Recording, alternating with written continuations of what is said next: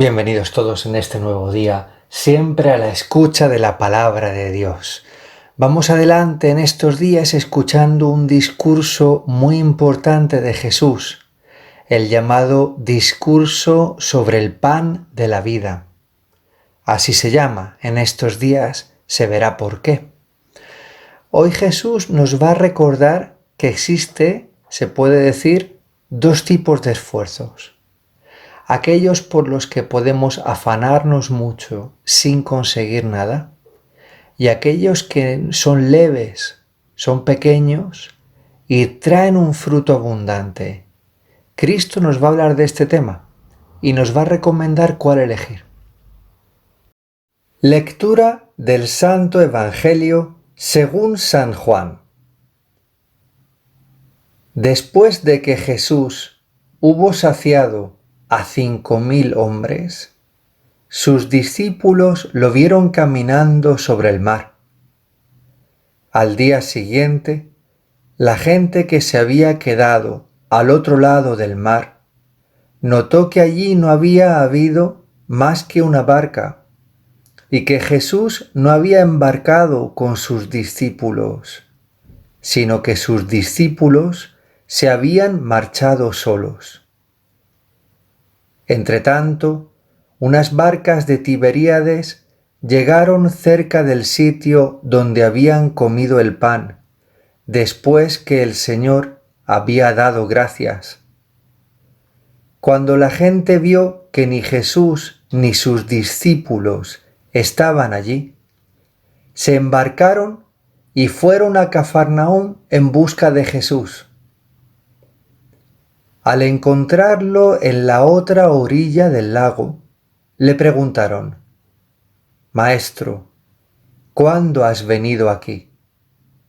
Jesús les contestó: en verdad os digo, me buscáis no porque habéis visto signos, sino porque comisteis pan hasta saciaros. Trabajad no por el alimento que perece, sino por el alimento que perdura para la vida eterna, el que os dará el Hijo del Hombre, pues a éste lo ha sellado el Padre, Dios. Ellos le preguntaron: ¿y qué tenemos que hacer para realizar las obras de Dios? Respondió Jesús: la obra de Dios es esta, que creáis en el que Él ha enviado. Palabra del Señor. En este Evangelio nos encontramos con Jesús poco después de que ha multiplicado los panes y muy poco después de que acaba de cruzar el lago de Tiberíades caminando milagrosamente sobre el mar. Este caminar sobre el mar, un lugar en el cual normalmente nos moriríamos si no pudiéramos ponernos justamente por encima de su superficie, es signo de la resurrección de Cristo. Justo lo que celebramos en este tiempo pascual. La victoria de Cristo, ahí donde tendría que haber muerte, Cristo pasa por encima. Pasa por encima, donde tendría que haber nuestra destrucción, nuestro fin. Cristo vence, vencedor de la muerte, vencedor del ahogarnos, vencedor de todo lo que nos traiga la muerte. Y cuando encuentra de nuevo a la gente, como hemos visto en la otra orilla, de nuevo, Cristo siente dudas de la verdadera intención de estas personas. Siente unas ciertas dudas y reacciona ante ellas. Y les dice así: en verdad os digo, me buscáis no porque habéis visto signos, refiriéndose a sus milagros, sino porque comisteis pan hasta saciaros. Los signos, los milagros de Jesús, justamente sirven para ayudar a la gente a pasar a la fe. No son manifestaciones maravillosas que buscan excitar a la gente, ¿no? A la multitud. Oh, Dios mío, un ciego que estaba ciego ha recuperado la vista, qué espectáculo. Y Cristo, como si en la actualidad se pusiera a firmar autógrafos casi, ¿no? Hace como una cosa espectacular. No. Los signos tienen un significado, y el significado que tienen es que con él llega la salvación, llega el Mesías que nos hace vencer la muerte, vencer el pecado, vencer la enfermedad, vencer el mal en cualquiera de sus formas. Son signos cuyo significado hay que saber descubrir. Él tiene miedo de que la gente empiece a seguirle para obtener beneficios, para que queden saciados, para que no les falte nada, para que queden curados y vivan más cómodamente. No con una intención recta de seguir a Jesús, sino de seguirlo por el provecho que me trae a mí. Entonces es un seguimiento ficticio en cierto sentido, o al menos en ciertas ocasiones. Sigo a Jesús, ¿por qué? ¿Qué me trae? ¿Qué espero de él? La multitud poco antes quería hacerlo rey y todo, porque esta persona que de 5 panes alimenta nada más a hombres, a 5.000, más todas las mujeres y los niños que había en el grupo, bueno, pues este hombre vamos a hacerlo presidente volando, este hombre vamos a nombrarlo rey enseguida, traed una corona, deprisa, este hombre tiene que reinar y además nos va a liberar y a todos nuestros enemigos los va a aplastar. Hacer Jesús rey para que yo obtenga beneficio. Coronarlo para que haga lo que yo quisiera. Seguirlo para que él empiece a seguirme a mí. Esto es una trampa sutil, en la que es fácil de caer. Y si miramos hacia atrás, seamos sinceros, pues no es nada difícil que lo hayamos hecho alguna vez. Te sigo, Dios, te sigo, pero con el objetivo muchas veces sin quererlo, conscientemente, de supeditarlo un poco, a que nos vaya bien, a que no nos falten las cosas, a que nos supla aquello que donde hay un vacío. Y Cristo les dice en ese momento, trabajad no por el alimento que perece, sino por el alimento que perdura para la vida eterna. Sobre este alimento, ¿qué es el alimento en la boca de Jesús? Pues Jesús dice en otro pasaje también del Evangelio de San Juan, mi alimento es hacer la voluntad de aquel que me ha enviado. Mi alimento es hacer la voluntad del Padre. Eso da vida. Si el alimento sirve para subsistir, para tener vida, hacer la voluntad del Padre, que es la salvación de todos los hombres, da vida.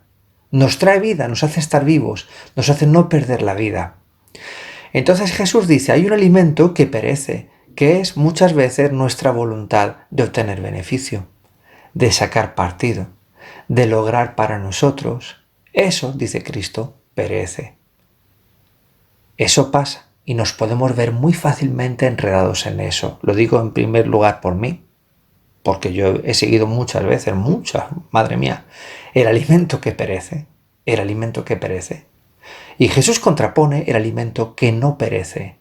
Trabajad por el alimento que perdura para la vida eterna, el que os dará el Hijo del Hombre, porque tenéis una prueba.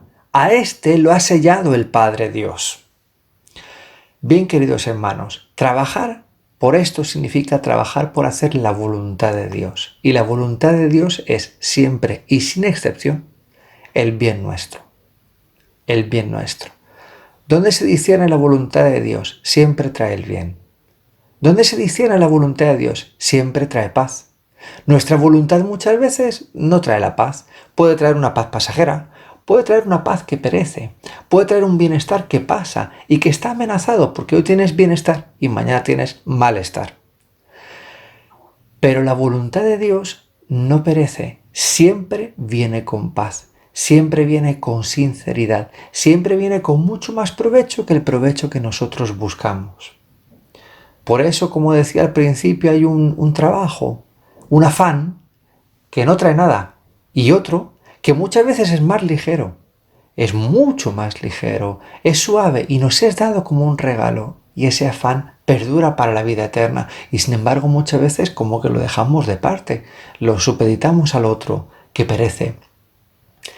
Queridos hermanos, Cristo no nos dice esto como una acusación, sino que nos viene como agua de mayo. Estas palabras nos vienen para ayudarnos, nos clarifican muchas cosas, ponen lo primero en primer lugar y lo secundario en segundo lugar. Ánimo pues, hermanos, agradecidos a Cristo por estas palabras, dejémonos guiar por esto. Él nos conducirá hacia la verdadera paz y lo que Dios dispone para nosotros, nos guste o no, de verdad nos lleva para la paz. Y eso no perece nunca, no perece el amor de Dios dentro de nosotros y el testimonio de que Dios nos quiere. Nos unimos al Papa para pedir a la Virgen María su protección en medio de la epidemia. Oh María, tú brillas siempre en nuestro camino como signo de salvación y de esperanza. Nos confiamos a ti, salud de los enfermos, que junto a la cruz te has asociado al dolor de Jesús, manteniendo firme tu fe.